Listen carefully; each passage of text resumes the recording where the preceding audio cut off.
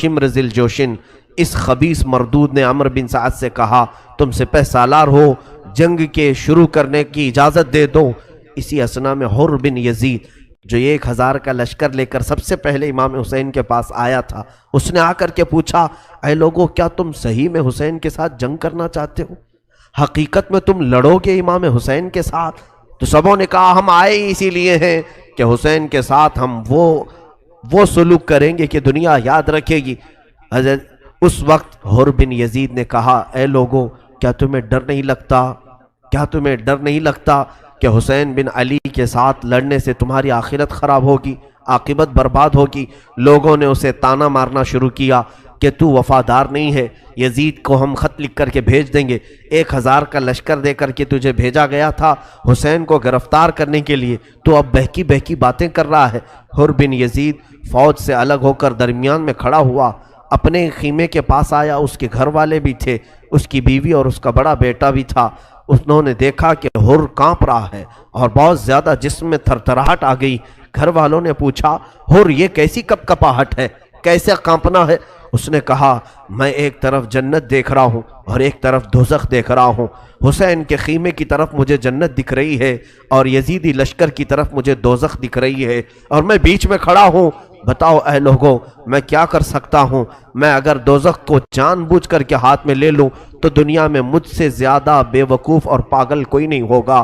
یہ سنتے ہی اس کی بیوی نے کہا اے حر، آپ کے دل میں جو بات ہے وہ عمل کر جاؤ، جو دل تمہارا چاہ رہا ہے اس پر عمل کر جاؤ۔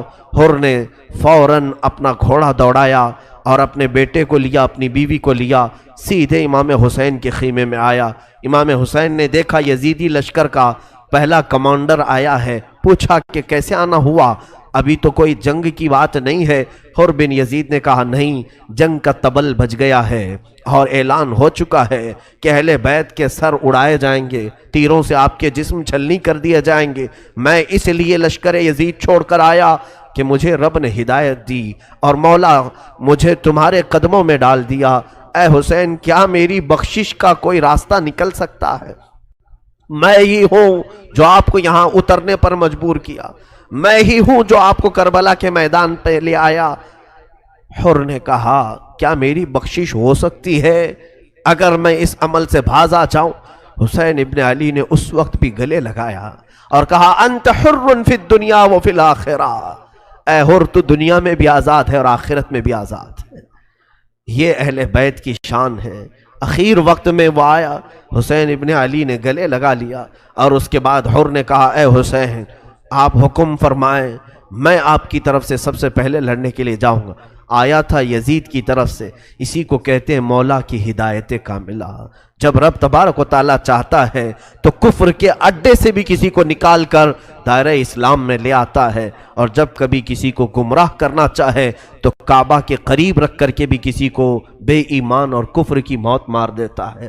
اللہ کی ہدایت پر اور اسی کی آس میں رہو اور ایمان کا تقاضا کرتے رہو، طلب کرتے رہو۔ عزیزان گرامی، صبح عاشور کی ہے، دن یہ عاشورہ کا چل پڑا ہے۔ امام عالی مقام نے اس وقت اپنے گھر والوں کو صبر کی تلقین شروع کر دی، پھر سے دوبارہ جمع کر کے کہا اب بھی وقت ہے، تم سب کے سب پلٹ جاؤ، میں اکیلا نپٹ لوں گا، جب تک میری طاقت ہے میں ان کے ساتھ جو معاملات ہوں گے نپٹ لوں گا۔ لیکن مجال ہے کسی ایک شہزادے نے بھی کہا ہو ہم واپس چلے جائیں، کسی نے نہیں کہا۔ اس کے بعد عمرو بن سعد ظالم یزید کا سپہ سالار شمر ذی الجوشن کو لے کر اعلان کر دیا کہ تیر تان لیے جائیں۔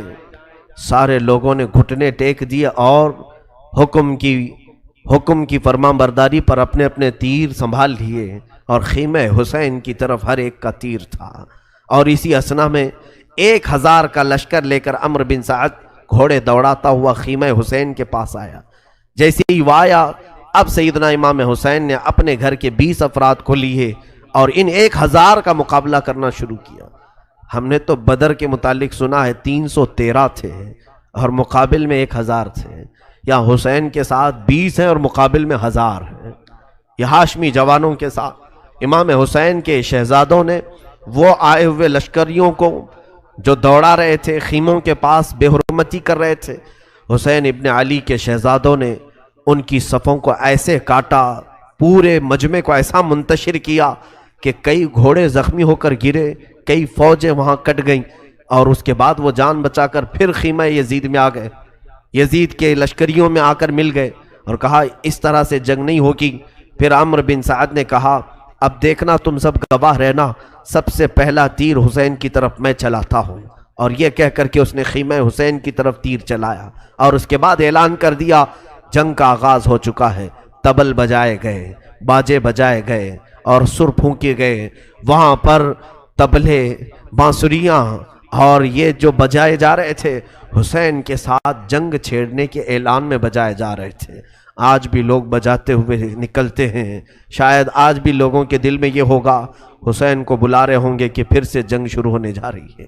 طبلے بجائے گئے تھے یزید کی طرف، اور اس کے لشکریوں نے اعلان کے لیے ڈھول باجے بجا کر کے شروعات کی جنگ کی۔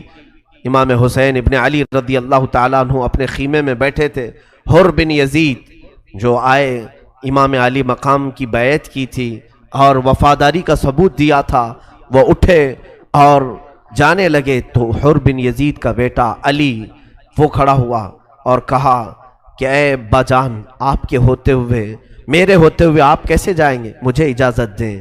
تو سب سے پہلے حر بن یزید کا بیٹا میدان کربلا میں اترا۔ یہ امام علی مقام کے وہ نئے ساتھی ہیں جو اسی دن ملاقات کی ہے اور اسی دن نکل پڑے، اور اس جوان نے 2-3 لوگوں کو اپنی تلوار سے مارا، لیکن زیادہ دیر تک وہ نہیں مار سکا۔ اچانک اسی اثنا میں ظالموں نے اسے گھیر کر شہید کر دیا۔ نوجوان بچے کا جیسے ہی انتقال ہوا، حر بن یزید کہتے ہیں کہ میں گھوڑا دوڑا کر میرے بیٹے کی لاش اٹھانے کے لیے نکلا تھا کہ حسین کے نام پر میرا شہزادہ گر گیا ہے، بیٹا میرا انتقال کر گیا ہوگا، اس لیے کہ وہ بار بار چلا رہا تھا ادرکنی یا ابتا، اے میرے ابا آ جاؤ، مجھے پکڑ لو، مجھے اٹھا لو، اور اس کی روح قبض ہو چکی تھی حر بن یزید کے بیٹے کی۔